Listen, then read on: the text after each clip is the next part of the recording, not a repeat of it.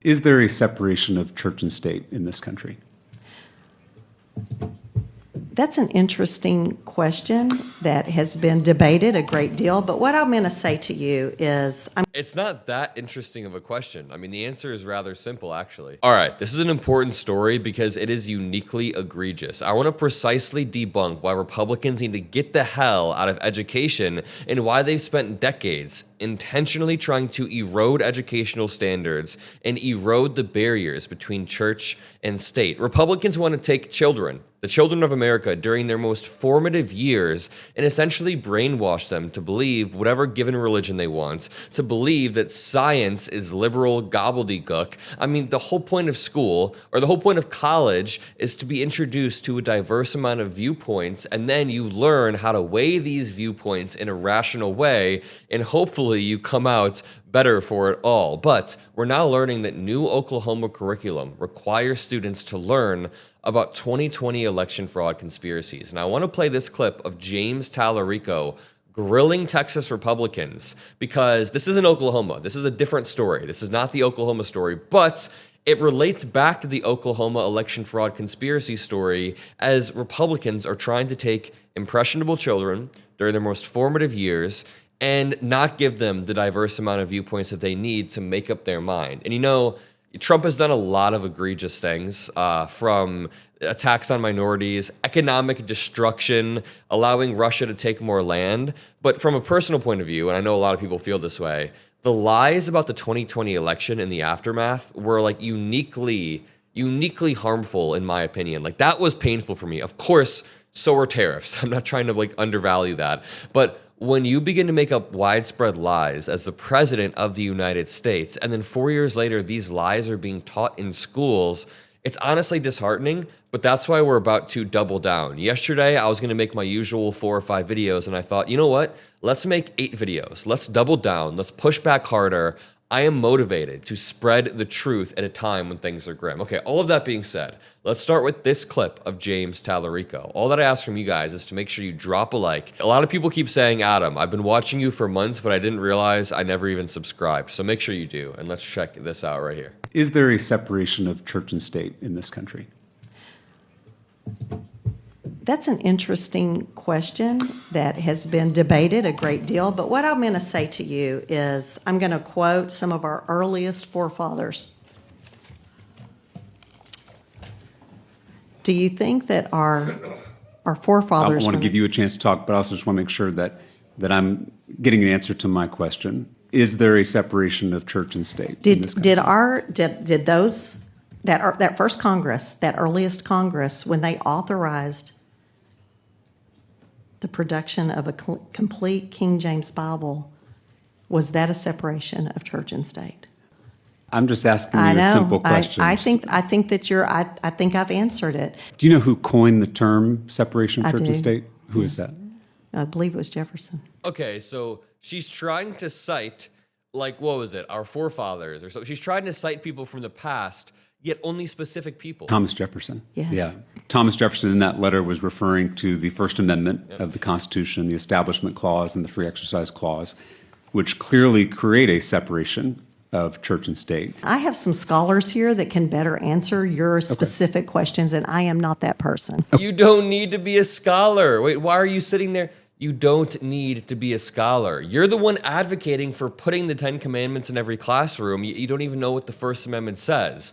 The Establishment Clause and Free Exercise Clause outline how the government cannot interfere with someone's personal religion, and it outlines how you can't establish a state religion within institutions, like schools. Okay, we established that our founding fathers wanted a separation of church and state. But, I did not establish that. I absolutely did not establish historical that. Fact established that. I disagree with that. Do you think the Constitution is foundational to our country? I do. Why doesn't your bill mandate that the Constitution be posted in every classroom? If you want to carry that bill, you can. I'm carrying the bill that I chose. I'm sorry, but these people are so slimy. They will look at you in the eyes and say they love the Constitution, they want to treat it right. But then I guarantee this woman, I don't even have to guess, this woman wants to subvert the First Amendment. I guarantee she thinks the election was stolen and needed to be overturned. She probably defends Trump calling to terminate the Constitution. She probably thinks it's okay to take away due process. She doesn't care about the Fifth Amendment, the 14th Amendment, the First Amendment. She doesn't care about any of these things. Well, Carry. yeah, and I'm not interested in micromanaging what posters are put up in classrooms, which is why I would never carry a bill like this. But I'm asking why, since you are in the business of deciding what posters are up in a classroom, which ones aren't, why is the Constitution not taking that prime spot because it's the most foundational document?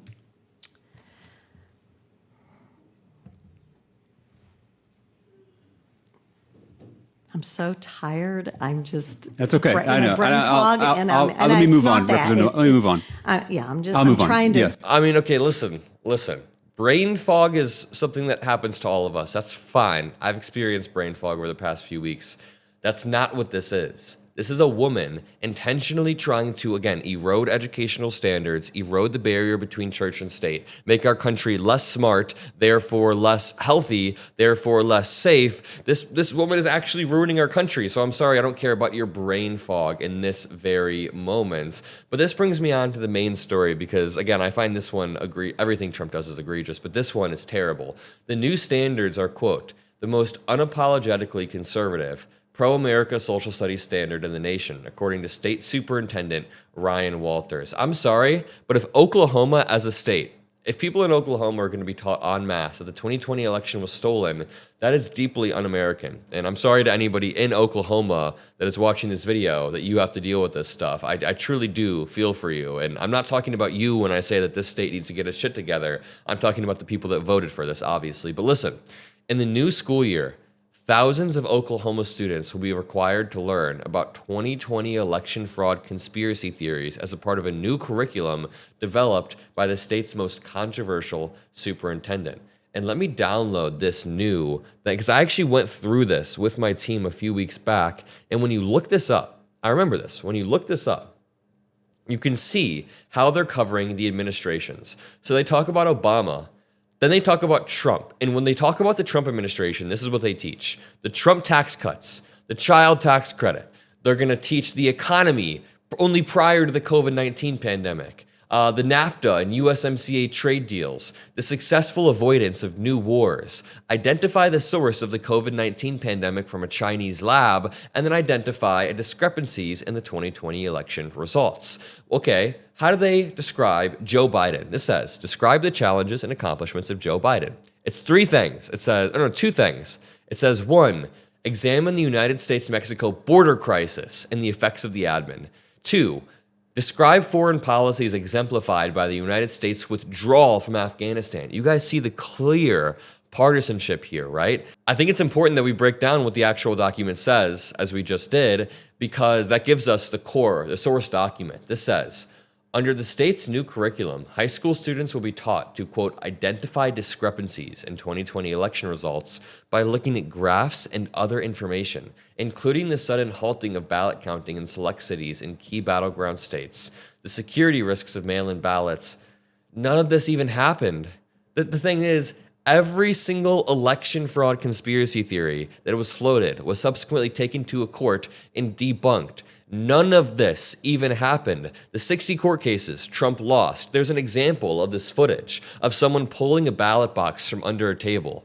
MAGA Republicans claim that this is an example of somebody pulling out fake Democratic ballots. But then when the judge looked at the 12 hours of security camera footage from that day, they realized that this was a clerk who was trained to pull these ballots out at that exact time. So the point is, the normal procedures and mechanisms that are used to keep ballot counting safe were then flipped by Republicans to say, this is fraud, this is fraud. You're not supposed to pull a box of ballots out at exactly midnight, when then you look at the contract and it says at exactly midnight we pull these ballots out and we count them.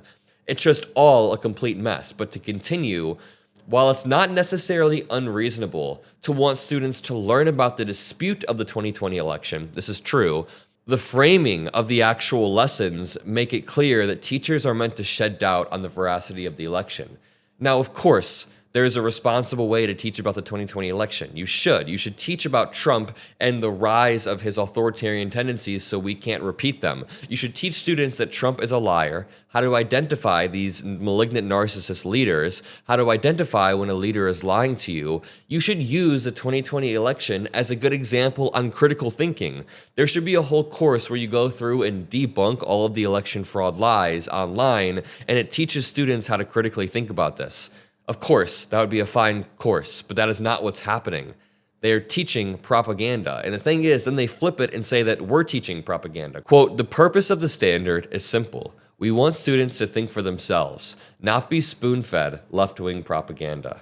When they say left-wing propaganda in classrooms, they mean like a pride flag that says everybody is equal. When we talk about right-wing propaganda, we mean that Trump is perfect, the election was stolen, and that everything is Biden's fault. That's what they're teaching in right-wing classrooms or in Oklahoma classrooms. Quote, students deserve to examine every aspect of our elections. That's not what you're allowing them to do, though. This is not even a both sides issue. This is not a both sides issue. We don't teach both sides of consent in school. When we teach courses around 5th or 6th or 7th grade about consent, we're not trying to teach both sides and examine every aspect. It's pretty clear cut what you teach in the same way that the 2020 election is pretty damn clear cut. The standards also contain passages directing teachers to ensure that students can identify the source of the COVID-19 pandemic from a Chinese lab and explain the effects of the Trump tax cuts, child tax credit, and border enforcement efforts. The standards quickly sparked controversy when they were first published in February, especially when Walters admitted that he added the 2020 election fraud section after release of the earlier version. A lot of these insane things were added in an overnight session. I'm just going to leave it at that. If you appreciate what I do, I have a few asks. First of all, scroll down and hit the like. Secondly, look at this chart right here. This is the fastest growing political channels, and I am the only Gen Zer that made the top 10 list. I'm beating Charlie Kirk and Tucker Carlson in terms of month-over-month growth, and that's because this space is currently exploding because of you all. Let's continue building. Make sure you subscribe. I love you all. See you in the next one, and peace out.